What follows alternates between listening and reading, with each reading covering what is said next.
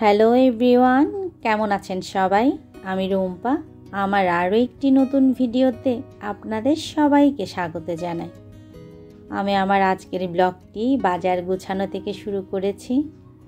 তো গতকাল সন্ধ্যায় বেশ কিছু বাজার করে নিয়ে এসেছিলাম। কিছু তো আমি গুছিয়ে নিয়েছি, আর কিছু রয়ে গিয়েছিল, তো সেগুলোই এখন গুছিয়ে নিচ্ছি।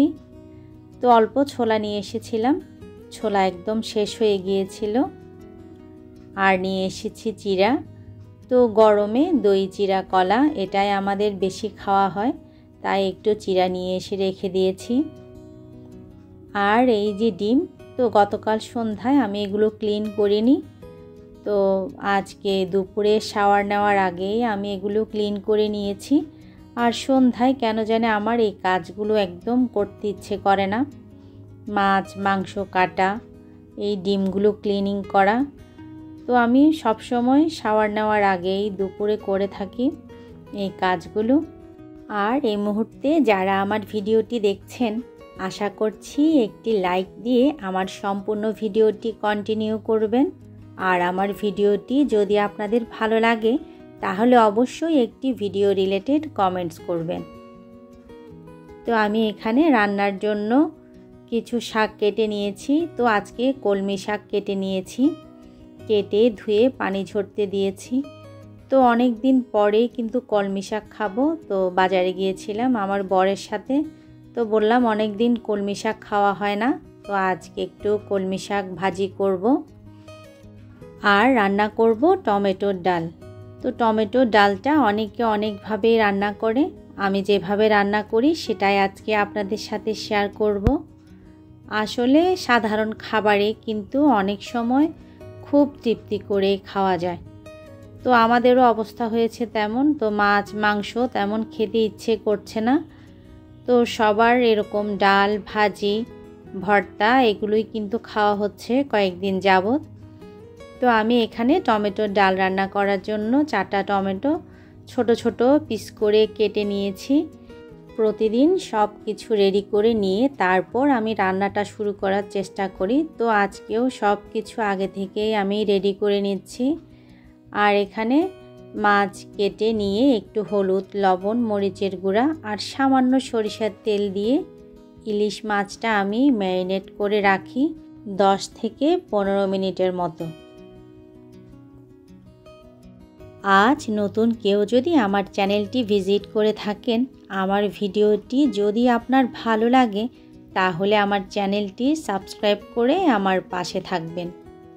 আর অবশ্যই বেল আইকনটা প্রেস করে অল নোটিফিকেশন অন করে রাখবেন, তাহলে আমি যখনই ভিডিও আপলোড করব আপনি আপনার সময় সুযোগ মতো দেখে নিতে পারবেন। এবার আমি মাছটা ভাজিতে বসিয়ে দিয়ে ওই ডালটা বসিয়ে দিচ্ছি। আমি পরিমাণ মতো পেঁয়াজ আর রসুন তেলে ভেজে নিয়েছি, আর এটা আমি সরিষা তেল দিয়ে রান্না করছি। তারপর টমেটোগুলো দিয়ে দিয়েছি, আর দিয়েছি এতে অল্প পরিমাণে মুসুরির ডাল। মুসুরির ডালটাও আমি আগে থেকে ভিজিয়ে রেখেছিলাম যাতে রান্নাটা তাড়াতাড়ি হয়।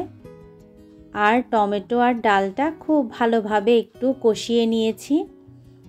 আর এতে দিয়ে দিলাম এখন হলুদ। হলুদটা আমি কিন্তু ডাল আর টমেটোটা কষানোর পরেই দিচ্ছি। তো ডাল আর টমেটোটা খুব ভালোভাবে আমি কষিয়ে নিয়েছি। তারপর এতে দিয়ে দিলাম গরম পানি। তো গরম পানি দিয়ে কিছুক্ষণ ঢাকা দিয়ে আমি এটা রান্না করব।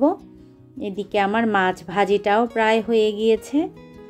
ডাল আর টমেটোটা সিদ্ধ হওয়ার পর দিয়ে দিলাম 2টো কাঁচামরিচ, এটা ফ্লেভারের জন্য।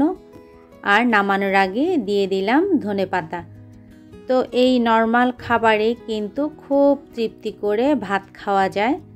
তো আমাদের 3 জনেরই তো অনেক পছন্দ, তবে ডালটা ওরা একটু কম পছন্দ করে টমেটোর ডাল বলে, তারপরেও আমার জন্য মাঝে মধ্যে খায়। আমার গত ভিডিওতে রূপনেস্ট আইডি থেকে আপু জিজ্ঞেস করেছিলেন মানি প্ল্যান্টগুলো কিভাবে এত সুন্দর রাখি।